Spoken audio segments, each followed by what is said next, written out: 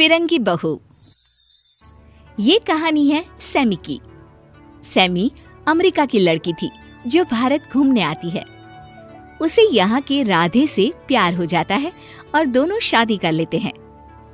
माँ, ये सैमी है। हम दोनों ने शादी कर ली है। आज से ये तेरी बहू। अच्छा, तूने बोल दिया और मैंने मान लिया। ये गोरी चमड़ी नहीं चलेगी। बेटा, इसे वापस भेजो। सैमी को हिंदी आती थी। वो सास के पैर पकड़ लेती है। Please don't say like this. मैंने शादी की है, उसका क्या? अरे वाह वाह, बड़ी आई शादी वाली।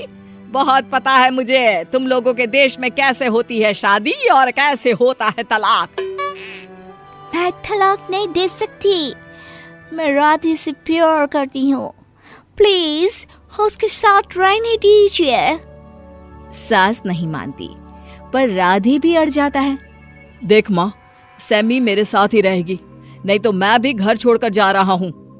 नहीं नहीं, मेरे घर में तुम घर मत छोड़ो। मैं चाह रही हूँ, लेकिन मैं तलाक नहीं दूंगी। मैं प्यार तुमसे करती हूँ। ये बोलकर सैमी वहाँ से चली जाती है। अब ठीक है। बड़ी आई थी घर की बहू बनने वाली। अरे इन फिरंगियों को तो हम मुंह ना लगाए। राधे सैमी के पीछे जाता है और उस मोहल्ले के एक घर में ही रहने की जगह दिला देता है। ये घर मेरे घर से दिखता है, तुम यहीं रहना। थोड़े ही दिन में माँ को मना लूंगा। मैं भी पूरी कोशिश करूंगी कि तुम्हारी माँ मान जाए।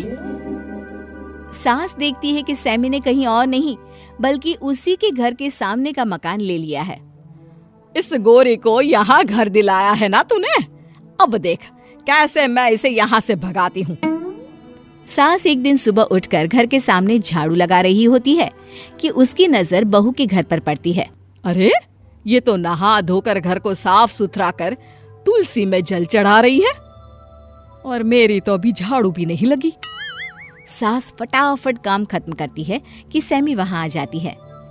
ये लीजिए सासू माँ, मैंने लाखी का कोफ्ता बनाया है। सोचा आपको भी खिलाऊं। वैसे आपने क्या बनाया? सास, जो अभी किचन का गेट भी नहीं खोल पाई थी। अरे हाँ, वो क्या है ना, आज मैं जरा देर से सोकर उठी। लेकिन ये मत समझ के तू ज्यादा होशियार है और मैं नहीं। देख मैं अभी कितनी जल्दी खाना बना लेती हूँ। तभी वहाँ राधे आ जाता है। वो सैमी को देखकर खुश हो जाता है। माँ, फिलहाल तो तू रोटी ही बना दे, मैं कोफ्ते से खाकर ऑफिस जाऊं। सास फटाफट के चक्कर में रोटी बना ही रही होती है कि उसका हाथ जल जाता है। सैमी जल्दी से उस पर दवाई लगा देती है और रोटी बनाकर राधे को खिलाती है। आप भी खा लीजिए, बहुत देर हो गई। आपने भी तो कुछ नहीं खाया। सास मुंह बना लेती है और कहती है, अरे जा तू अपने घर कहीं। यहाँ आकर हम लोगों की बनने की कोशिश मत किया कर। फिरंगी बहू वहाँ से चली जाती है, लेकिन जाते जाते वो सास के लिए भी रोटी बना कर जाती है। बहू के जाने के बाद पड़ोसन आती है। अरे राधे की माँ, क्या बनाया है? भूख लग रही है। अरे मैंने क्या बनाना था, वो फिरंगन ही दे गई है कोफ्ता, वही है। बोल तो रोटी बना दूं। वैसे क्या हुआ, खाना नहीं बना घर पर? काहे नहीं बना, सब बना है। लेकिन बहू रानी हमारी जो है ना, एक नंबर की चिकट चोर है। पहले पति का टिफिन भरा, फिर बच्चों का, फिर खुद खाया और फिर जो बचता है वो देती है।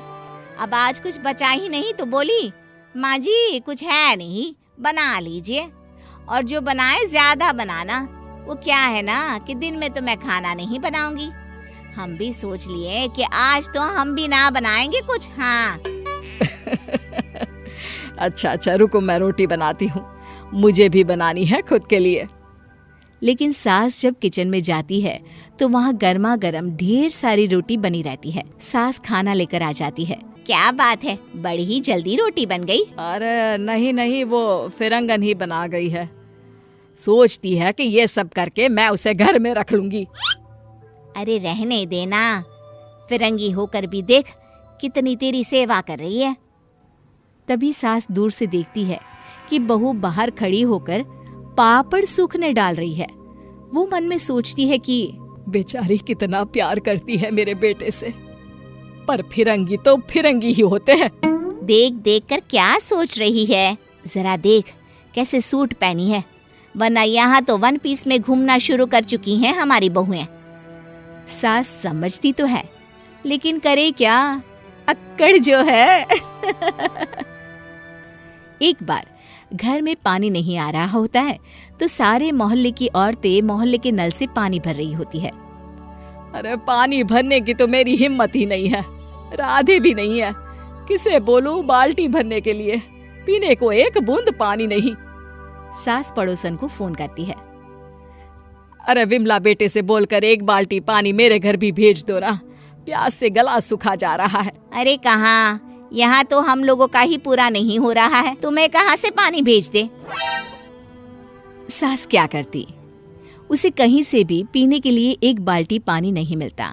तभी दरवाजे में फिरंगन बहू आकर खड़ी हो जाती है। माँ जी, ये पानी लीजिए, मैंने आपके लिए भी भर लिया है। राधे तो घर में नहीं है, तो आप कैसे बाल्टी भर दी? सास जल्दी से पानी पीती है और बहू को दुआ देती है। सैमी वहां से चली जाती है।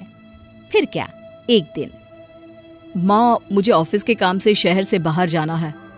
मैं जानता हूँ तुम सैमी को पसंद नहीं करती, लेकिन प्लीज उसका ख्याल रखना, उसकी तबीयत थोड़ी ठीक नहीं है। राधे चला जाता है, लेकिन सास अपनी ही दुनिया में मस्त हो जाती है। एक शाम वो घर के पास खड़ी होकर बाहर के नजारे देख रही होती है कि उसकी नजर बहू के घर के बाहर पड़ती है, जहाँ काफी भीड़ लगी होती है। हे भगवान, राधे ने कहा था कि उसकी बीवी की तबीयत ठीक नहीं है, कहीं कुछ हुआ तो नहीं? सास भागी भागी जाती है। अरे क्या हो गया, हटो हटो जरा। पता नहीं अंदर से काफी कराहने की आवाज आ रही है, लेकिन अंदर जाए कौन? लगता है किसी की अंतिम सांस चल रही है। अरे नहीं नहीं, ऐसा मत बोलो, वो मेरी बहू है, मैं तो कहीं की नहीं रहूंगी, जाने दो मुझे अंदर। सास अंदर जाती है तो देखती है कि फिरंगी बहू बिस्तर पर पड़ी है। माँ जी, ये लीजिए मेरा सारा सामान जो राधे ने दिया था। ये मेरा पासपोर्ट, मेरा एड्रेस, मेरे घर वालों को बता देना कि मैं ससुराल में मर गई। अरे नहीं नहीं, तू तो बहुत अच्छी बहू है, अरे मैं नहीं मरने दूंगी तुझे। सास जल्दी से डॉक्टर को बुलाती है और बहू का सारा इलाज कराती है। चल अब अपने घर चल, मैं रोज रोज तेरी सेवा करने इतनी दूर थोड़ी ना आऊंगी। सास बहू को उसका कमरा दे देती है और जब राधे लौट कर आता है, माँ ये मैं क्या देख रहा हूँ? माँ क्या देख रहा है? सास बहू एक ही घर में तो रहते हैं, क्यों बहू? वैसे भी क्या देशी क्या विदेशी, जो मन को भाए वही इंसान होता है। तूने मेरा दिल जीत लिया, बस हमेशा ऐसी ही रहना बेटा।